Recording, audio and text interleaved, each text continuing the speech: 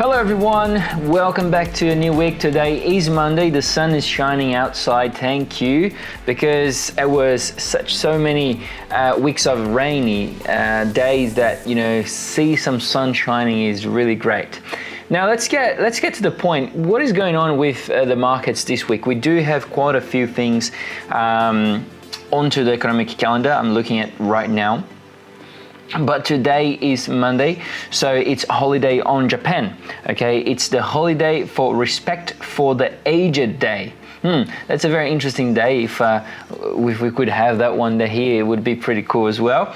But anyways, moving on, we're gonna have all this stuff. But before we go further, I just wanna make it very clear, if you're not yet subscribed to the channel, please subscribe to the channel now. It's free, and we've just reached 10,000 subscribers because of, first of all, you guys like our content, so you come back and rewatch and then subscribe to the channel.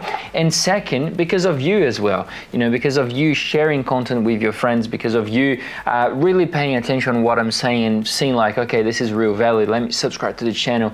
So don't waste your time, subscribe to the channel now, and don't forget the thumbs up on this video. Enjoy the Telegram group as well. The Telegram group is now with 307 members. Okay, so we are already above the 300, so that's really great.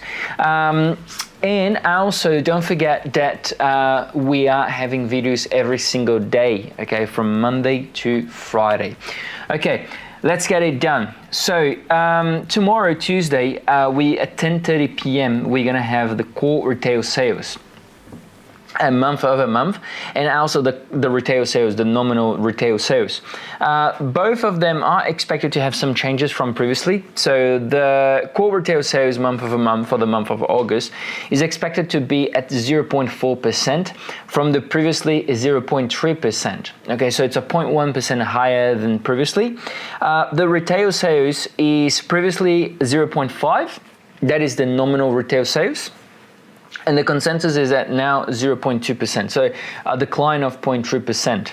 That's really interesting, okay? Really interesting, because we see that the inflation on US is actually going down, and the PPI is actually going down as well.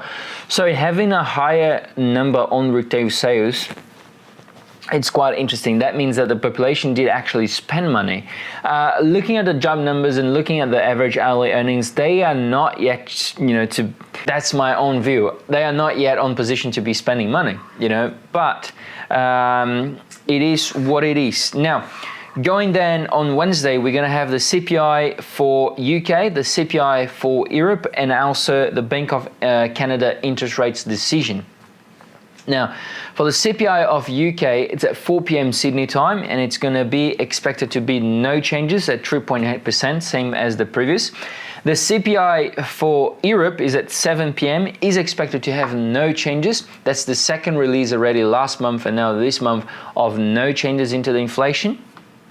And at 11:45 p.m. Sydney time, we are having the Bank of Canada interest rates decision that is going to be expected to cut 25 basis points from previously 2.75 down to 2.5%.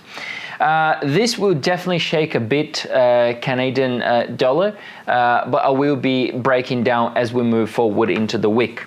On Thursday, we're gonna have the Fed interest rates decision, the very awaited, most everyone is awaiting for this decision, the 17-18 of September FMC decision. We do have a consensus of very well priced in of above 89% priced in of a 25 basis points cut. So it's definitely a cut from the Fed, but most important than this is going to be at 4 a.m. in the morning, Sydney time.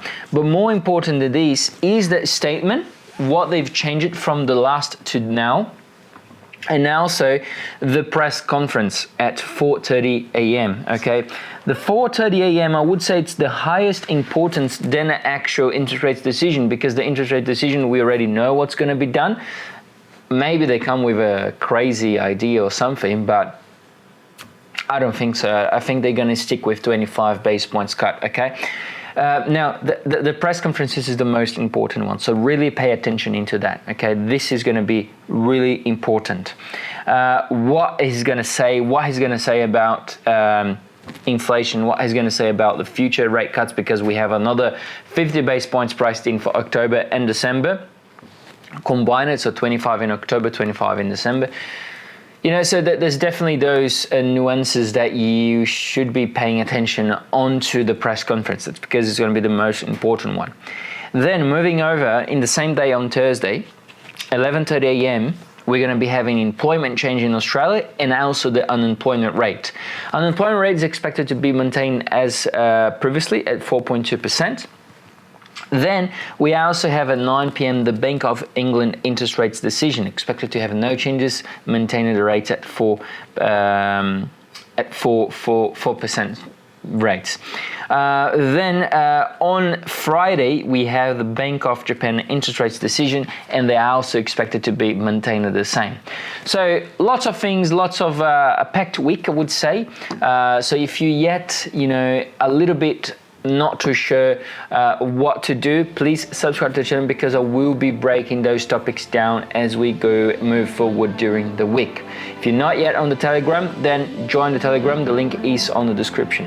Guys, have a great week, and I'll chat to you in the next video. Bye bye.